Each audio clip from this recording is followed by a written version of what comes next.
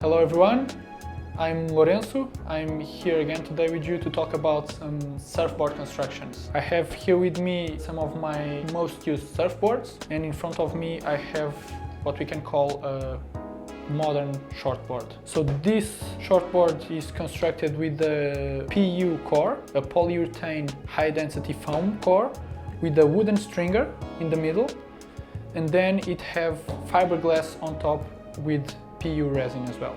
So we use wooden stringer in the board. It's like the backbone from our body. So this will give stiffness to the board so it doesn't break on the first wave. But also we want flexibility. So depending on the foams on the cores, we have different kinds of stringers and different kinds of densities of foams. So this is how most surfboards are made nowadays. You have some kinds of different constructions, but they are mostly like this. And then you have what we call the epoxy boards, which is this board right here, which will have a different core. The foam inside will not be a polyurethane foam, and the resin, it's epoxy resin. So that is why we call it the epoxy boards. The main difference between the two types of constructions of surfboards are the flexibility, the weight, and the hardness. The epoxy board will be more flexible, will be lighter, and it will be harder to break. But you have some step backs as well. On the epoxy, when you do break, it's way harder to repair, and on a PU, you can find repair shops all around the world and it's really easy.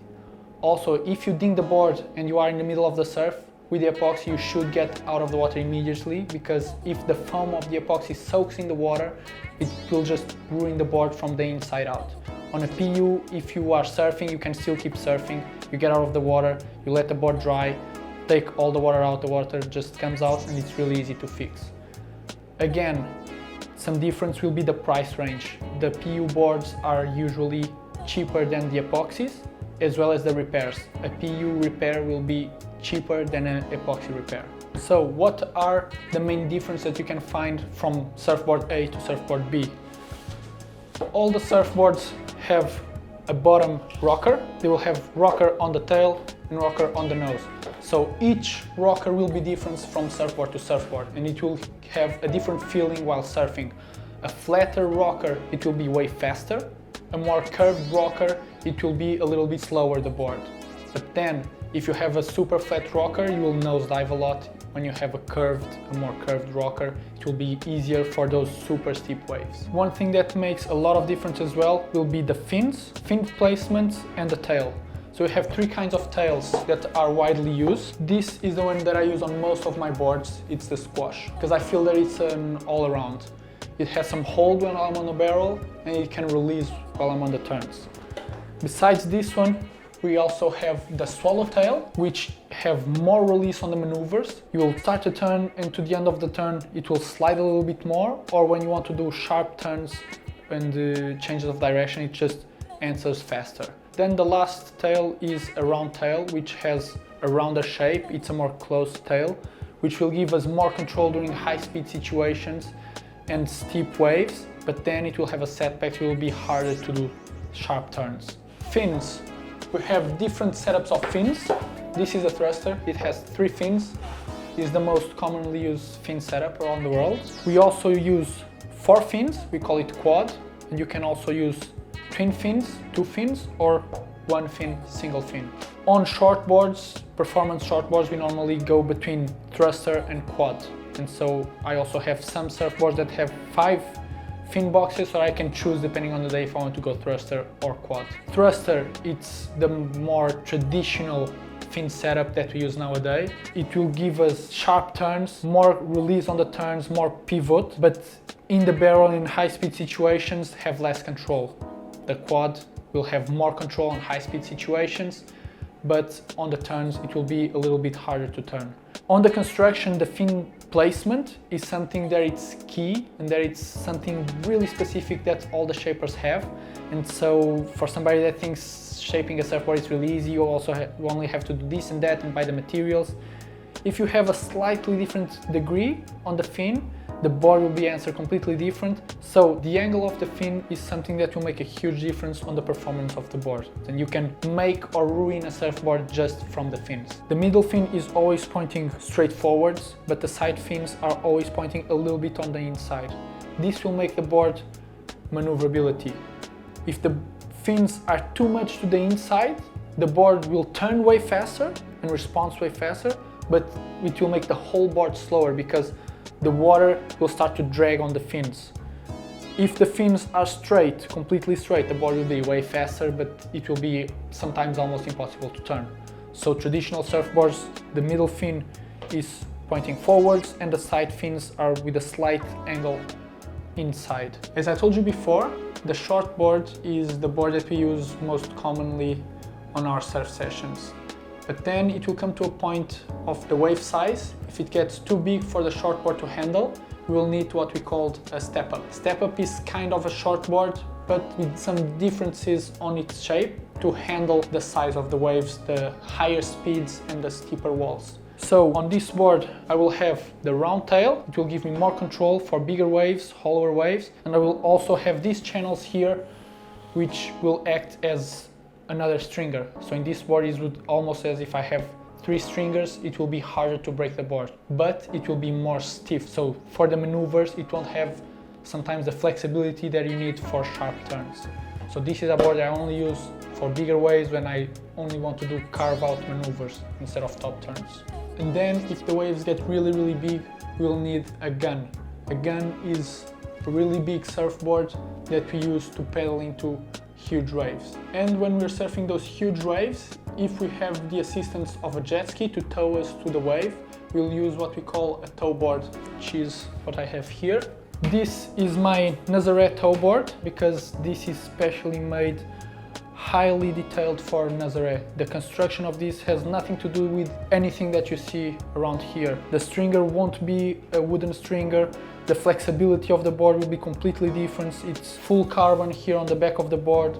We add weight inside of the board. We have lead here to be super heavy so that you can hold on those really big waves. Other tow boards that we might use for other waves, you don't need this kind of construction. It can be almost like the construction of a short board. You will just change the shape of it.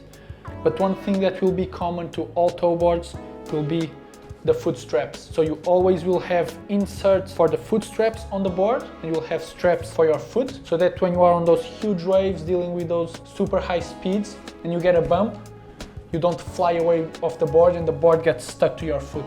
Something that is different also on the construction of this specific surfboard is the fin placement. So the fin placement on this surfboard is different than most of the surfboards because, as I explained, traditionally the fins have a little bit angle in, so they can have pivot, you can turn your board. On this board, as I want to go as fast as I can, the fin angle is a little bit more open, almost a straight angle, and sometimes even it can be a straight angle on these fins so that I can go fast. Another singularity of the Nazaré tow boards is that we don't use leashes, so we don't have the fin plug over here. On the other hand, on the guns, we will have 2 fin plugs because of the intensity of the waves. We will put 1 leash on the 2 fin plugs. So, as I said, this is the gun. You can see it's kind of like a short board on steroids, huge, but there's a lot of difference as well. On this specific gun, I will use the 5-fin setup so I can change between days. If I want to try to turn on this board, I'll go for 3 fins. If it's a really fast wave, I will go for 4 fins to have more control and a little bit more speed. One question that people make me all the time is, why do we need such a big board for surfing big waves? The difference between big waves and smaller waves is the speed at which the wave travels in the ocean. A smaller wave will travel slower, and if it's a bigger wave, it will travel way faster. And so if we want to paddle to those waves, we need to paddle super fast. And only with this kind of volume, this kind of buoyancy, I can paddle that fast to get in and drop in on a big wave like that. The construction of this kind of boards, it's also different from short boards because these boards need to handle a lot of power from the ocean. So the stringer of these boards is way thicker than the normal shortboard stringer, so that the board can flex a little bit more but go back to its original shape without breaking. Also, it will have way more layers of fiberglass and resin than the normal shortboard. So the last thing with these boards is that traditionally they are really hard to maneuver because they are so big. And so something that we nowadays are constantly working on is the shape of these boards to try to maximize the maneuverability of it. On this specific board, this is a board that I just got, that I've been working on with my shaper. You have a drop deck here so that the rail is thinner and a little bit lower rail so that I can engage more of the rail. And also I worked on the tail here, it's a lot thinner as well so that I can, when I'm on the fins, put a little bit more fins and try to turn it faster. So I hope you enjoyed learning a little bit more about surfboard construction. If you have any question, leave in the comments below. If you want to learn a little bit more of the specifics of the construction of a gun, for example, or of a tow board for Nazare, which is something really specific, and if you have any questions at all, just leave in the comments and we will try to answer them all and maybe even make a new video. So thanks for watching and see you guys next time.